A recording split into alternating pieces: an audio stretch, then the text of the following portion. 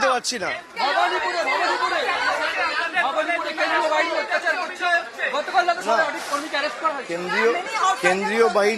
কেন্দ্রীয় বাহিনী ধারাবাহিকভাবে এটা প্রথম ফেজেও করেছে এবং আপনারা জানেন অনারেবল হাইকোর্টের অর্ডার থাকার পরেও, কন্টেম্প নোটিশ সার্ভ করার পরেও এরা ধারাবাহিকভাবে ভয় দেখানোর জন্য এখতিয়ার বহির্ভূত কাজ করছে।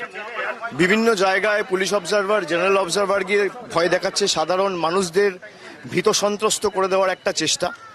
এমনিতেই গায়ের জোরে 30 লক্ষ লোকের নাম বাদ দেওয়া হয়েছে, কিন্তু এসব করে কোনো লাভ নেই।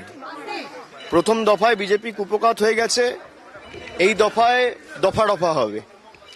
আর এখতিয়ার বহির্ভূতভাবে যারা কাজ করছে, সিআরপিসির কোথাও কোনো প্রভিশন নেই যেটা, বা বিএনএসএস এর কোনো প্রভিশন নেই, বা ইলেকশন কমিশনের সুনির্দিষ্ট কোনো গাইডলাইন নেই যেটা যে কোনো অবজারভারকে ম্যান্ডেট দেয় বা এখতিয়ার দেয় বাড়ি বাড়ি গিয়ে রেড কন্ডাক্ট করা। অবজারভাররা নির্বাচন কমিশনের চোখ এবং কান হিসেবে কাজ করবে এবং রিপোর্ট দেবে এসপিকে, রিপোর্ট দেবে নির্বাচন কমিশনকে।